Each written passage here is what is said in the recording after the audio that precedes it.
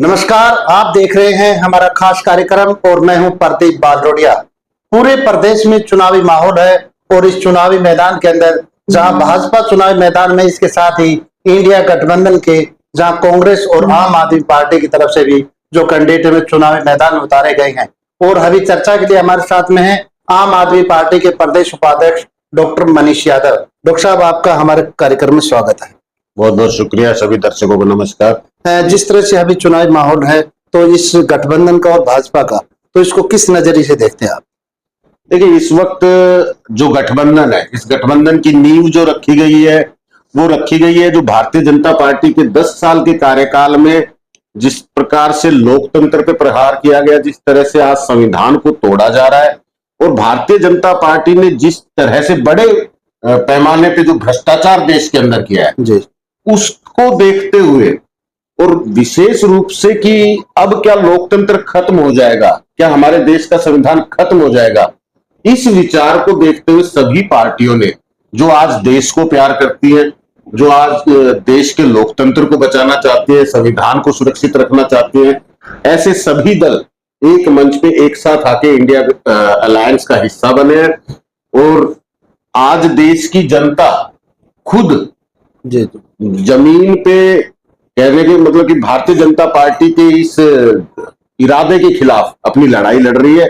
और हम देख रहे हैं लगातार आज भारतीय जनता पार्टी के जो नेता हैं उनका किस तरह से स्वागत हो रहा है काले झंडों से, किस तरह से लोग उनकी गाड़ियों के शीशे तोड़ रहे हैं, उनके पर्चे फाड़ रहे हैं, उनके बैनर फाड़ रहे हैं, उनके झंडे उखाड़ रहे हैं। तो ये यहां से साफ दिखाता है कि आज हर देश का नागरिक मतदाता इस वक्त केवल और केवल ये लोकतांत्रिक प्रक्रिया और संविधान बचाने के लिए जमीन को। जिस तरह से बीजेपी की तरफ से लगातार ये दावा किया जाता है और नारा दिया जा रहा है कि 400 पार, तो जिस तरह आप कुरुक्षेत्र गए, पूरे प्रदेश में आप घूमे हैं, तो क्या लगता है कि क्या बीजेपी का ये सपना है 400 पार का? हरियाणा में 10 सीटों का दावा किया जा रहा है, तो यह क्या पूरा कर पाएंगे? देखिए, भारतीय जनता पार्टी अक्सर नारे देती है और अक्सर वो नारे झूठे भी निकलते हैं। विशेष रूप से हम हरियाणा की बात कर लेते हैं। हरियाणा में जब ये दूसरी बार चुनाव लड़ने जा रहे थे तो इन्होंने कहा था कि अब की बार 75 पार। नतीजे हमारे सामने क्या थे कि 40 का आंकड़ा नहीं पार हो पाया। यानी कि जितना ये नारा लेके चलते उसका आधा भी ये पूरा नहीं कर पाते जी। दूसरा पहलू ये हो सकता है कि जिस तरह से ये लोग लोकतंत्र को खत्म कर रहे हैं, हमने देखा कि जीते हुए कैंडिडेट को ये अपने दल में शामिल करते हैं, हॉर्स ट्रेडिंग का रास्ता अपनाते हैं, ऑपरेशन लोटस चलाते हैं। कर्नाटक में इन्होंने गवर्नमेंट, जब ये अल्पमत में थे, फिर भी वहां की जो गवर्नमेंट बनी उसको तोड़ के, उसके विधायक तोड़ के अपनी बनाई। मध्य प्रदेश में भी जब लगभग 22 विधायक ज्योतिरादित्य सिंधिया जी के साथ इन्होंने तोड़े और फिर उनको अपने दल में शामिल करके वहां से टिकट देके और फिर सरकार बनाई। हिमाचल में आज संकट बना हुआ, वहां के विधायक तोड़े जा रहे हैं। एमसीडी का चुनाव दिल्ली में जब हम लोग जीत गए थे तो ये नारा लगाते थे कि मेयर तो हमारा ही बनेगा, मेयर तो हमारा ही बनेगा। चंडीगढ़ के चुनाव में जहां 20 इंडिया गठबंधन के थे वोट और 16 वोट थे भारतीय जनता पार्टी के पास, तब भी इन्होंने ये कहा कि मेयर तो हमारा ही बनेगा। ताज्जुब होता था ये सोच के कि भाई कैसे बनेगा। लेकिन जब देखा कि वाकई में जो 4 वोटों से जीत रहा था उसको 4 वोटों से हरा दिया। लेकिन वो तो शुक्र है कि भाई वो सब कुछ कैमरे में कैद हुआ और सुप्रीम कोर्ट ने उसके संज्ञान भी लिया और एक ऐतिहासिक फैसला भी दिया और ये साथ साथ साफ भी कर दिया कि ये लोकतंत्र की हत्या है। और भारतीय जनता पार्टी जो सत्ता में बैठी है वो कुर्सी पे बने रहने के लिए किस तह तक जाके, किस तरह के शर्मनाक कार्य तक गिर सकती है, ये उससे साफ हो गया था। जिस तरह से आपका जो गठबंधन है, क्या मानते हैं कि जो गठबंधन दिल से गठबंधन है या मजबूरी का है? क्योंकि जो आपका गठबंधन, ना तो कांग्रेस वाले आपकी मदद में कुरुक्षेत्र में नजर आ रहे, ना आपके पार्टी के जो नेता और कार्यकर्ता कांग्रेसियों की मदद कर रहे। नहीं, ऐसा नहीं है। मतलब कहीं ना कहीं देखने का फर्क हो सकता है। हमारी जो इस वक्त ये मजबूरी का गठबंधन नहीं कहेंगे हम, इस वक्त ये जरूरत का गठबंधन है और देश की जरूरत है ये। अगर हम आज अपने दलों में, मतलब कहने का मतलब आज आम आदमी पार्टी जरूरी नहीं है या कांग्रेस पार्टी जरूरी नहीं है, किसी का व्यक्तिगत स्वार्थ जरूरी नहीं है, किसी दल का स्वार्थ जरूरी नहीं है। इस वक्त सबसे जरूरी है तो वो देश है। अगर हमारी लोकतांत्रिक प्रक्रिया खत्म हो गई, क्योंकि सरेआम हमने देखा जिस तरह से चंडीगढ़ में रोज सवाल उठते हैं कि क्या ईवीएम में जो हम वोट डाल रहे हैं वो वाकई हम जिसको डालना चाह रहे हैं उस तक जा रहा है कि नहीं जा रहा है। रोज आज ये सवाल है, लोग चैलेंज कर रहे हैं, लोग मांग कर रहे हैं कि नहीं, हमें भरोसा नहीं है लोकतांत्रिक प्रक्रिया पे।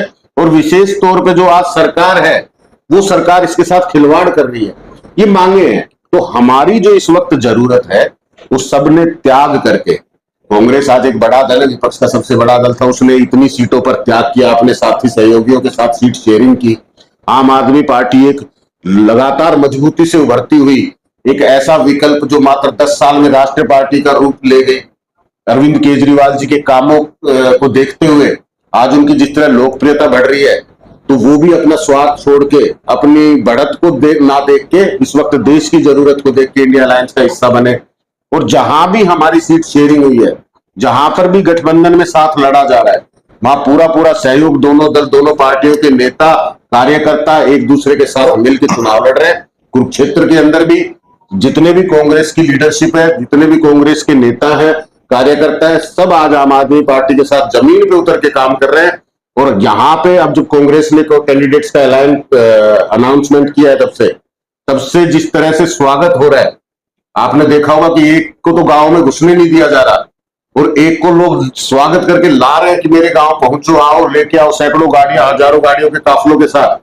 और हमारे जो जितने भी सहयोगी है गठबंधन के, सबके सब इस मैदान। तो क्या लगता है गठबंधन कितनी सीटें लेगा हरियाणा में? हरियाणा के अंदर 10 की 10 सीटें पूरे दावे के साथ मैं कह सकता हूं, क्योंकि जो टिकटों को बंटवारे को लेकर आपस में नेताओं की जो गुटबाजी है, नाराजगी है, तो ऐसे में कैसे संभव है कि 10 की 10 सीटें लेगा? देखिए, इस वक्त नाराजगी या गुटबाजी मैं नहीं समझता कि किसी तरह से कोई बची होगी, क्योंकि कांग्रेस ने बहुत सोच समझ के, पूरा समय लेके, और जो सही विकल्प हो, स्ट्रेटेजिकली जो फिट बैठता है इस वक्त देश के लिए, हमें सीट जीतना सबसे जरूरी है, तो उन्होंने अपना निर्णय लिया है। और मैं नेताओं के बयान भी देख रहा हूं लगातार, तो पार्टी में किसी भी प्रकार के, किसी भी जिसका टिकट कटा भी है या जिसको टिकट नहीं मिल पाया, किसी भी नेता ने इस तरह का बयान नहीं किया कि हम अपनी पार्टी छोड़ रहे हैं या हम दूसरी पार्टी में जाएंगे।